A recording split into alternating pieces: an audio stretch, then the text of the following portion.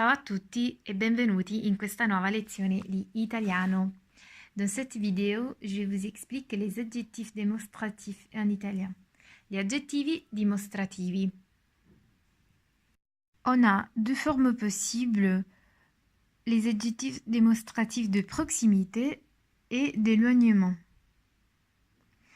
Les adjectifs démonstratifs de proximité désignent ce qui est proche dans le temps et dans l'espace. L'adjectif démonstratif s'accorde en genre et en nombre avec le nom qui suit. On commence par le masculin singulier, questo, utilisé devant les noms qui commencent par une consonne. Par exemple, questo ragazzo, ces garçons-ci. On a la forme quest apostrofo utilisée devant une voyelle. Par exemple, quest'amico, cet ami-ci. Pour le masculin pluriel, on a la forme questi, pour tous les pluriels masculins qui commencent par une consonne et une voyelle. Par exemple, questi ragazzi, ces garçons-ci, questi amici, ces amis-ci. Pour les féminins singuliers, on a la forme questa, utilisée devant les noms qui commencent par une consonne. Par exemple, questa ragazza, cette fille-ci. La forme quest apostrofo, utilisée devant une voyelle. Par exemple, quest'immagine, cette image-ci. Et pour le féminin pluriel, on a queste, pour tous les pluriels féminins. Par exemple, queste scarpe, ces chaussures-ci.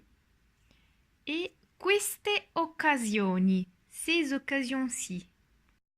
Maintenant, on voit les adjectifs démonstratifs d'éloignement. C'est qui désigne ce qui est éloigné dans le temps et dans l'espace. Pour le masculin singulier, on utilise la forme quel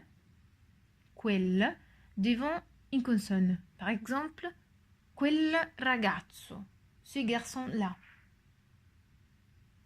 On utilise aussi la forme quello devant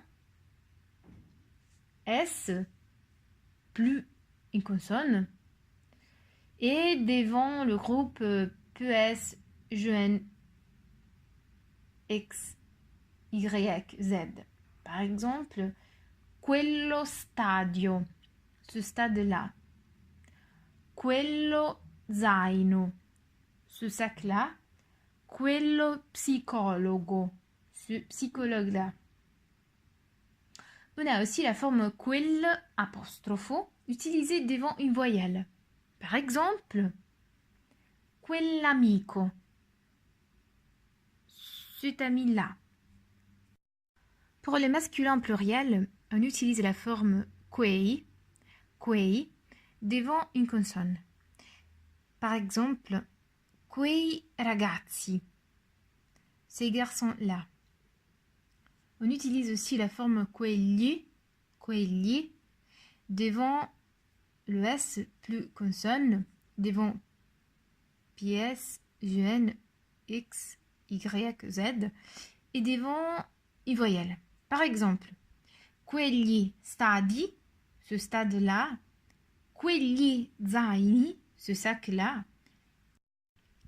Pour ce qui concerne les féminins singuliers, on utilise la forme quella devant une consonne. Par exemple, quella ragazza, cette fille-là. Quel apostrophe devant une voyelle. Par exemple, quell'amica, cette amie-là. Pour les féminins pluriels, on utilise la forme quelle pour tous les noms qui commencent par une voyelle et une consonne. Par exemple, quelle ragazze, ces filles-là, quelle amiche, ces amis-là. Une autre chose à retenir est qu'on peut se servir dans notre verbe de lieu pour renforcer le démonstratif ou pour écarter les ambiguïtés. Ces adverbes sont qui, quoi, pour ce qui est proche, li, là, avec un accent, pour ce qui est là-bas, plus loin. Dans ces cas, il se place après le nom. Par exemple, queste scarpe qui,